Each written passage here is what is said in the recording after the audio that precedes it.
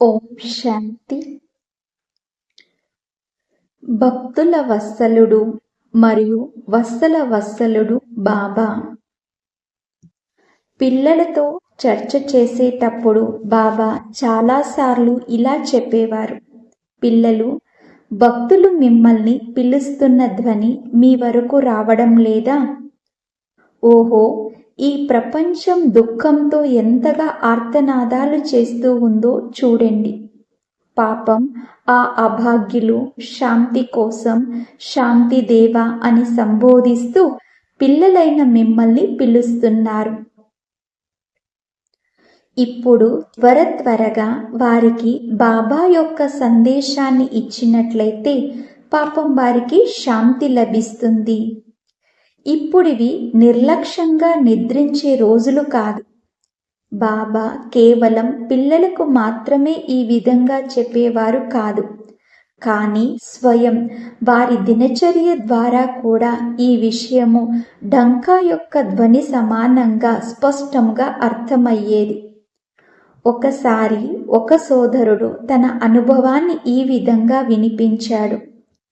ఒకసారి బాబా అతనికి మధుబనంలో రాత్రి సమయంలో కాపలా ఉండే బాధ్యత ఇచ్చారు. అతడు కాపలా కాస్తూ ఉండినాడు. అర్ధరాత్రి తరువాత దాదాపు 2 గంటల సమయంలో బాబా తన గది నుండి బయటకు వచ్చి అతనితో, బిడ్డ, ఆఫీసు నుండి పేపరు పెన్సిలు తీసుకొనిరా అని అన్నారు. ఆ సమయంలో బాబా కూర్చొని ఒక మాతకు లెటర్ రాశారు. అందులో బాబా ఆ మాతకు, బిడ్డ, భయపడకు, ఆడ సింహముగా అయ్యి ఎదిరించు, నీ బంధనాలు తెగిపోయే రోజు దూరంలో లేదు అని రాశారు. ఉదయమే ఆ లెటరును ఆ స్థానానికి వెళ్ళేటటువంటి ఒక వ్యక్తికి ఇచ్చి ఆ మాతకు పంపించారు. దాదాపు 2 రోజుల తరువాత ఆ మాత నుండి కూడా ఒక లెటర్ వచ్చింది. అందులో ఆమె ఏమని రాసిందంటే, ఆ రోజు రాత్రి ఆమె పతి పవిత్రత విషయంలో ఆమెతో చాలా గొడవ పడ్డాడు. ఆమెను చాలా కొట్టాడు మరియు చాలా హింసించాడు కూడా. బహుశా ఆమె అదే సమయంలో బాబాని పిలిచి ఉంటుంది. అందుకే బాబా ఆ సమయంలో నిద్ర నుండి మేల్కొని ఆమెకు లెటర్ రాశారు. ఒకే సమయంలో అనేక కర్తవ్యాలు. మార్గము ఒక్కటే, పనులు 2 అనే సామెత ప్రసిద్ధి చెందింది. కానీ ఒక కార్యం ద్వారా ఒకే లక్ష్యము లేక 2 ఉద్దేశాలు మాత్రమే సిద్ధించడం కాదు. కానీ బాబా చేసే ఒక కార్యం ద్వారా అనేక మందికి మంచి జరిగేది.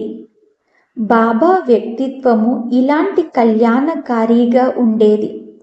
వారు మాత, పిత, శిక్షకుడు, సద్గురువు యొక్క కర్తవ్యాలను వేరువేరు సమయాలలోనే కాక తమ ఆచార వ్యవహారాలు మరియు ప్రేమ ద్వారా ఒకేసారి ఒకే సమయంలో కూడా చేసేవారు. ఈ విషయంలో 1-2 ఉదాహరణలు ఇక్కడ వ్రాస్తున్నాను. భగవతి అక్కయ్య ఎవరైతే మొదట లక్నో సేవా కేంద్రం యొక్క ఇన్ఛార్జిగా ఉండేవారో వారు తమ అనుభవాన్ని ఇలా వినిపించారు. కరాచీ నుండి మధుబనానికి వచ్చినప్పుడు ప్రియమైన బాబా ఆమెకు డ్రెస్సుల స్టాక్ని సంభాలన చేసే కార్యాన్ని అప్పగించారు. ఆమెకు సేవ చేసే భాగ్యాన్నైతే బాబా ఇచ్చారు. కానీ దానితో పాటు ఇంకా ఏమని చెప్పారంటే, బిడ్డ, ఎప్పుడైనా ఎవరికైనా ఏదైనా అవసరమైతే వారికి ఇచ్చేయండి, లేదు అని చెప్పకండి. తమ ఈ వాక్య గురించి వివరణ ఇస్తూ బాబా ఈ విధంగా అర్థం చేయించారు. చూడు బిడ్డ, ఇక్కడ ఉండే పిల్లలందరూ సమర్పితమైన వారు. వారందరికీ బాబాపై హక్కు ఉంది, అధికారం ఉంది. కనుక వారి అవసరాలన్నీ పూర్తి అవ్వాలి. ఇక్కడ అవసరమైన వస్తువులు లభించవు అని ఎవ్వరికీ అనిపించరాదు. లౌకిక ఇంట్లో అయితే మాకు అన్నీ లభించేవి అనే సంకల్పం కూడా ఎవ్వరిలోనూ రాకూడదు. బాబా భగవతి అక్కయ్యతో ఇంకా ఏం చెప్పారంటే, చూడు బిడ్డ, ఒకవేళ ఎవరికైనా లౌకిక ఇంటి యొక్క సుఖం గుర్తుకొచ్చి భగవంతుని నుండి వారు మనసు పక్కకి తొలగిపోయిందంటే దాని దోషం నీపైకే వస్తుంది. బాబాకు పిల్లల పట్ల ఎంత గమనం ఉండేదో చూడండి. కార్యం చేసేవారికి సావధానం కూడా దివ్యగుణయుక్తంగా ఇచ్చారు. మరియు మాతాపితల సమానంగా పిల్లలందరికీ ఎప్పుడు ఎలాంటి కష్టమూ కలగకుండా, అడగవలసిన అవసరం రాకుండా వారి పాలన పోషణకు అవసరమైన వ్యవస్థను కూడా చేశారు. ఒకవేళ ఎవరికైనా అవసరమైనా కూడా వారు నిరాశ చెంది ఖాళీ చేతులతో వెళ్ళకూడదు.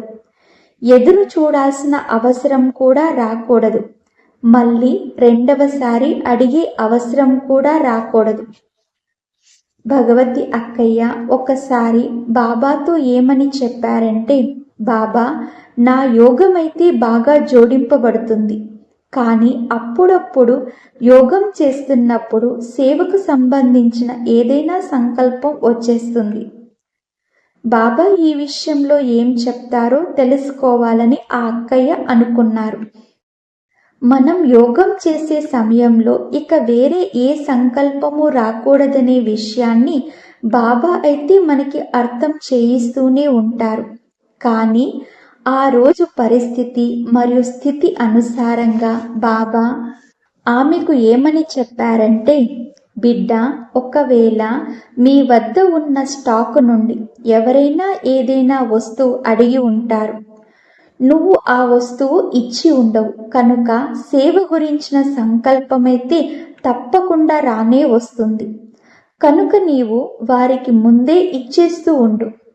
ఈ విధంగా బాబా సేవతో పాటు భగవతి అక్కయ్యకు యోగాభ్యాసం యొక్క వ్యవహారిక రహస్యాన్ని కూడా అర్థం చేయించారు మరియు ఒకేసారి అన్ని కర్తవ్యాలు చేశారు.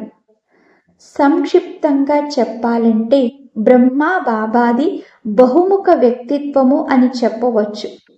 బహుశా ఈ కారణంగానే మనుషులు బ్రహ్మను చతుర్ముఖిగా తయారు చేశారు.